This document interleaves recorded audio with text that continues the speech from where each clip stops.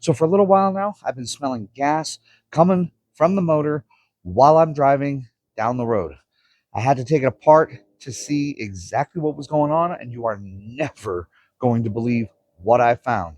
And thanks to some really awesome friends here in the Jeep community, I'm going to show you how we're going to fix it. So stick around. You're going to enjoy this.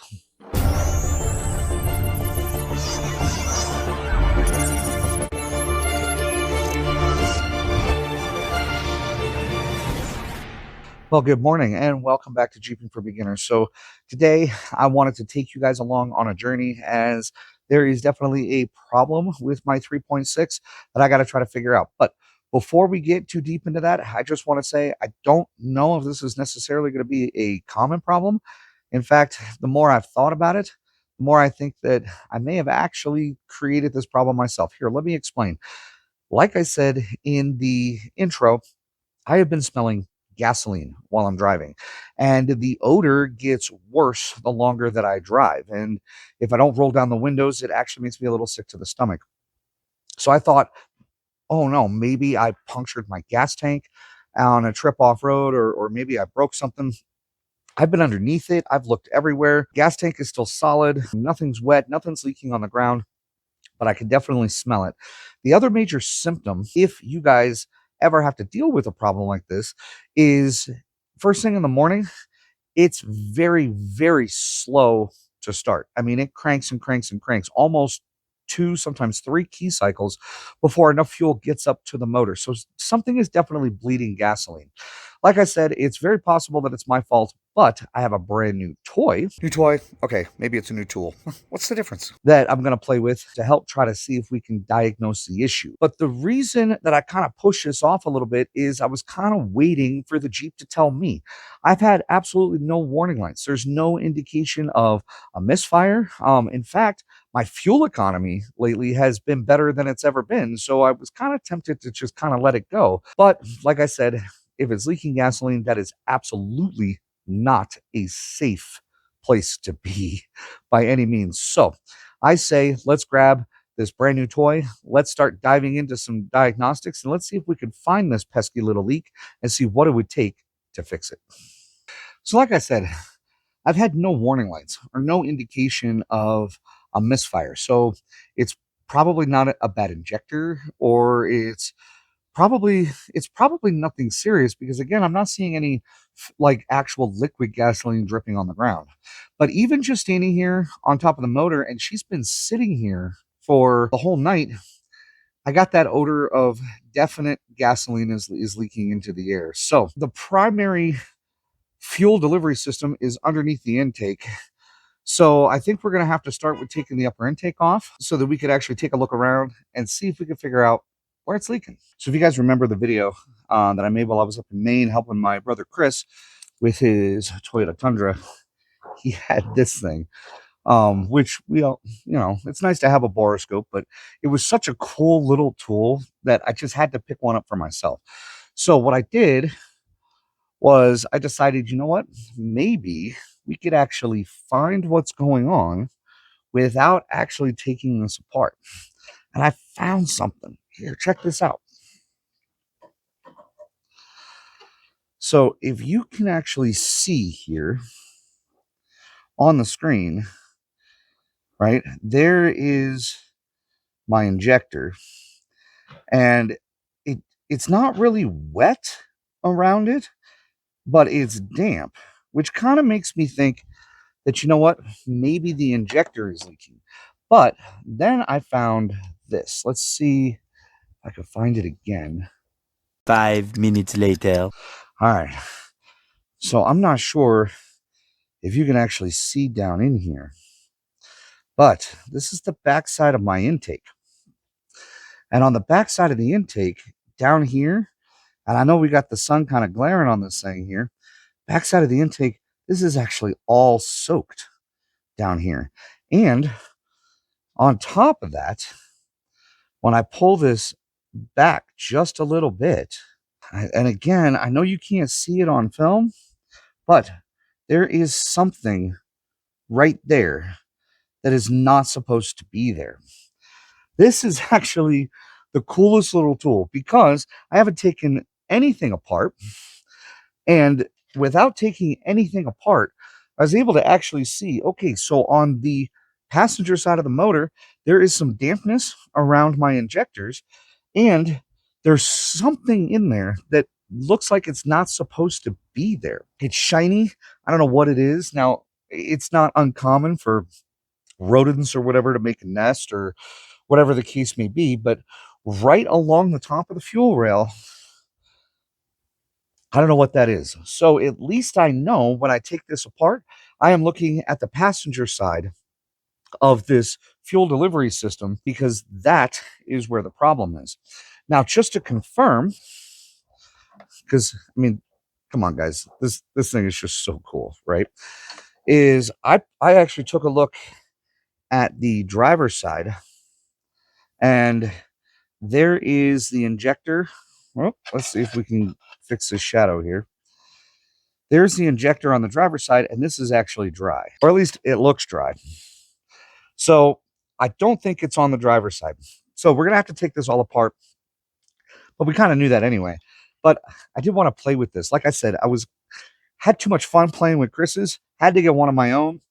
These things are actually surprisingly cheap, and they're super handy because we've got a full 180-degree spin on this guy. Check that out. Isn't that cool?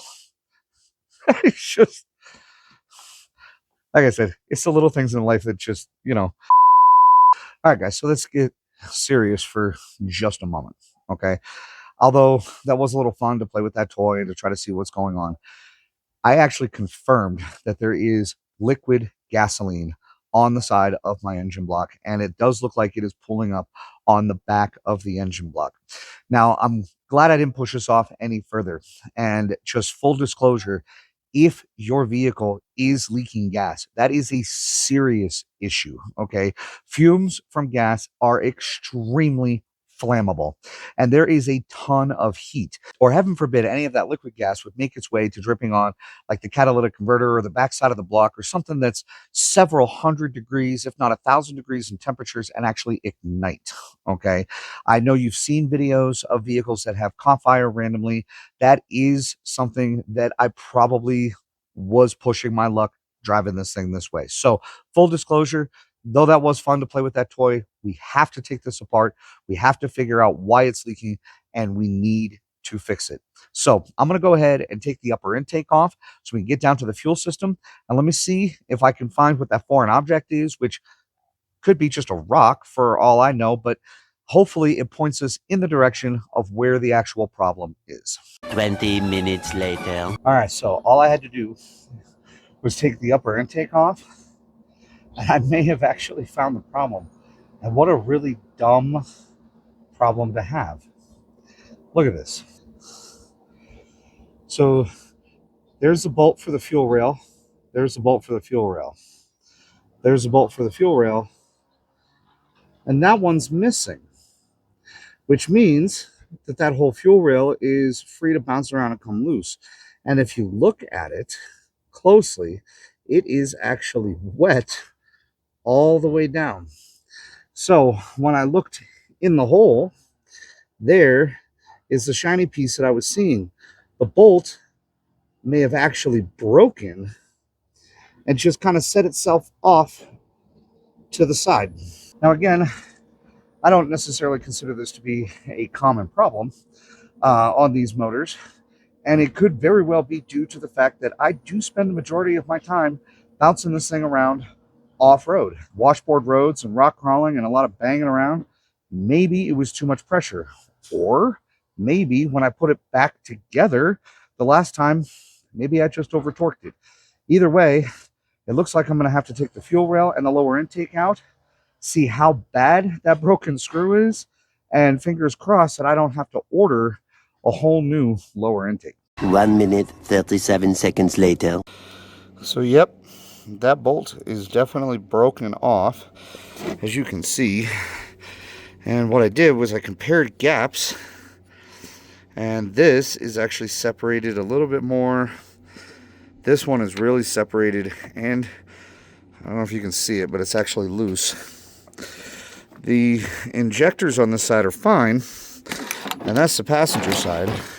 What's interesting is that the injector back here is actually loose. That one's tight, and that one's tight. This one doesn't look like it's wet at all anywhere, but I don't like the fact that that's loose. However, in looking at this, because of the way that this bolt broke, I am going to need a new lower intake. And I think what I'm going to do, because I don't like the fact that this is wet on top, although gas does spread, I guess, I'm going to get a new fuel rail and new injector seals and put this all together. So it looks like the Jeep's going to have to stay apart for a few days. When I made some phone calls, I can get a hold of a lower intake pretty easy. I can even get a hold of the bolts and injector seals and everything all today. But the fuel rail's a few days out.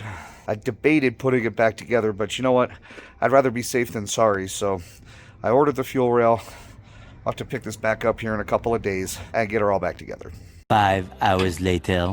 So as I was cleaning everything up, I got a phone call from a tech who used to work for me. He had a question about something that he was doing, and he knows that he can call me anytime that he wants.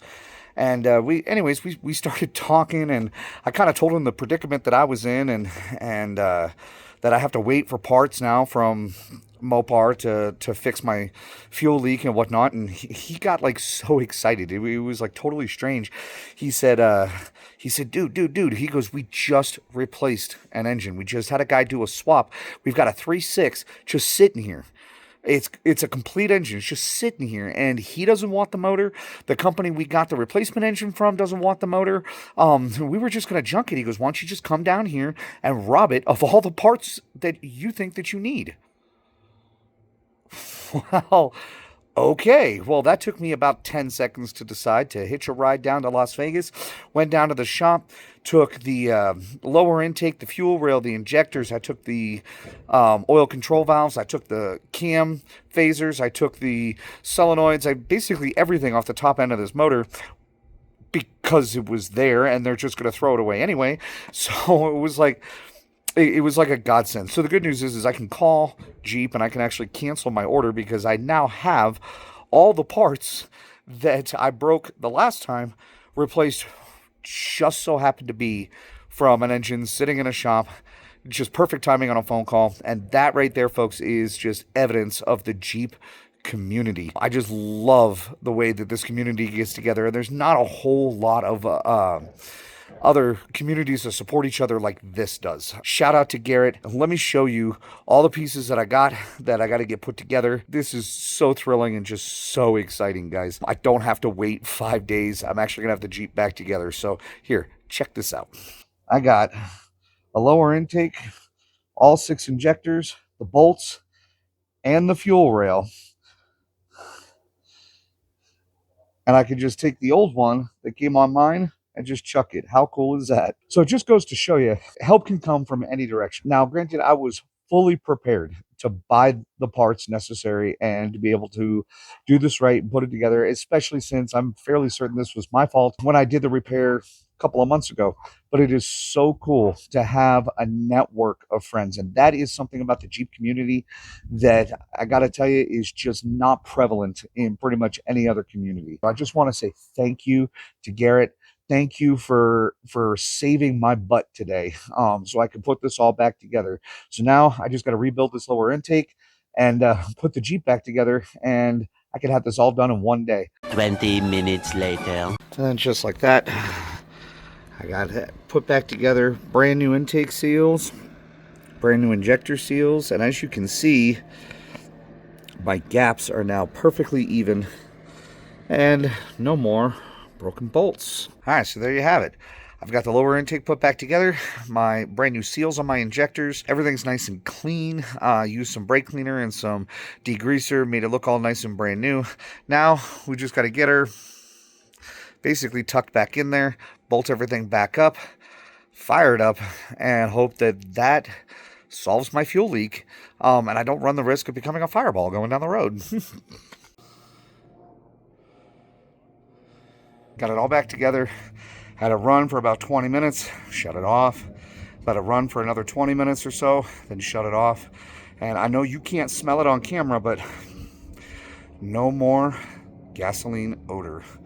Thank goodness. So once again, huge shout out to the Jeep community, because had it not been for some good contacts and good friends, I would have been able to complete this today. So just once again, got to say thank you. And for those that are new to the channel, or know those that are new to owning a Jeep, just remember, we're all one big family and we're all here to help each other out. So don't be afraid to ask, send emails, make phone calls, text messages, network a little bit, because you never know what you're going to find. So now that the Jeep's all back together, I'm going to go play with my new Boroscope, because it's still a cool toy, and I think I'm going to go chase my cats with it. That might be fun. Anyways, folks, listen, thanks again for tuning in.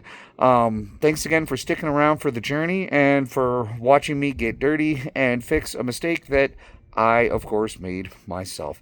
In the meantime, folks, don't forget to check out the website. We have launched online classes. Online classes. That was something that, from what I understood, you guys wanted. So definitely check out the website, jeepingforbeginners.com. There's a link in the description below that'll take you directly to the page that explains and describes how we are going to do a virtual off-roading one-on-one training class. It's actually going to be pretty badass, guys. So I hope you get a chance to check that out. Plus, for those that are interested, that are local to the Las Vegas area, now that my Jeep is fixed, if you want to pick a weekend, you can come out and learn hands-on how to use your Jeep and how to maintain it. The fresh schedule is up on the website, so please be sure to check that out as well. In the meantime, folks, stay safe, happy Jeeping, and I'll see you next time.